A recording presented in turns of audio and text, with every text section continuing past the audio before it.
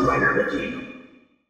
Hey YouTube, Awesome Rider here. Welcome to my review for the Silver Ranger and Wolf Zord. No, it's called the Lunar Wolf Ranger, you nubs. This is basically, like the Imaginext line we had previously when Bandai owned it, but it's under the Playskool Heroes line. I have one little minifigure to compare it to, but I didn't have one of the Playskool Zord, or Playskool, this is Playskool Zord, Imaginext Zords on hand. But this thing's pretty simple. I mean, you get this little figure here. I already spoiled one of the features by having it in there. Thanks, spoiler alert.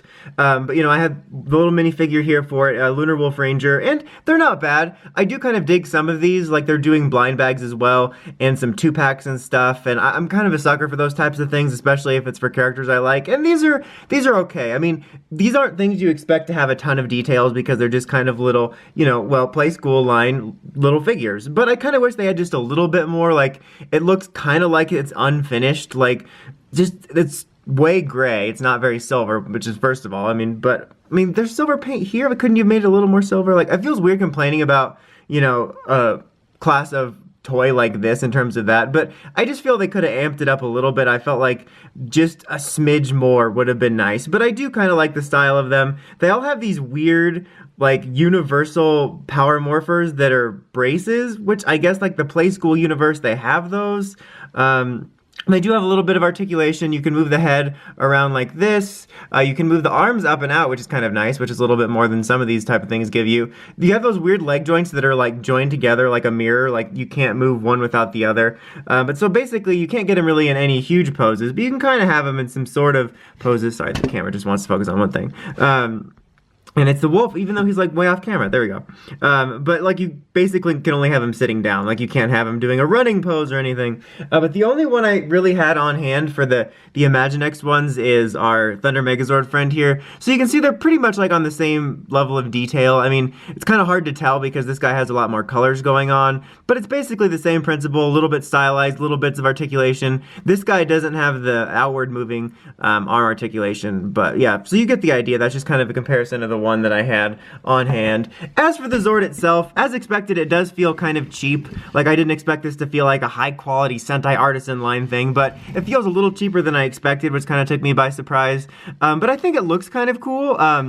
Obviously there's your based off of Zords from different seasons other than Mighty Morphin, which is a huge plus, but they're not, like, directly, like, the MMPR ones pretty much look just a little bit like a stylized version of what the Zord looked like, and these are kind of like that, but they also kind of alter them a little bit more, I would say, at least in my opinion. But I like the silver paint here, it's nice and shiny. I do kind of like this faded look here, like you kind of have this dark, that was like a navy green, like it's a weird gray green, it's like all shades in it, but I like how it goes into this color here. Like, I think that looks really cool. So I do dig the design for this. I like the Lunar Wolf in general.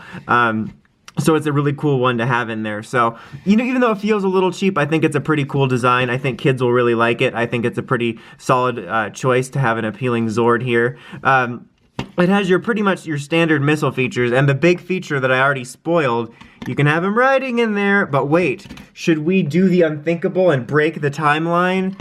Bum, bum, bum. That's what we're going to do. You know how it is. But yeah, so you have some pretty standard features here.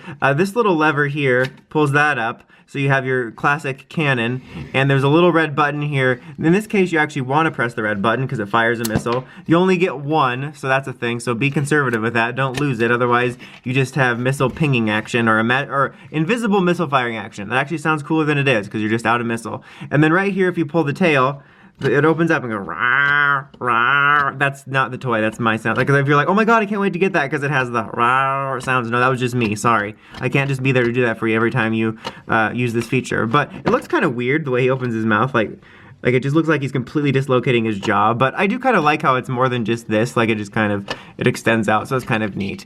But yeah, this is pretty much what you would expect. Nothing too huge to write home about, like it's not going to surprise you and be like, oh my god, this is the sleeper hit of the Hasbro Power Rangers line, but I think kids will get a kick out of it. Even though I know that this is like the Playskool line, I still wish it felt a little bit less cheap.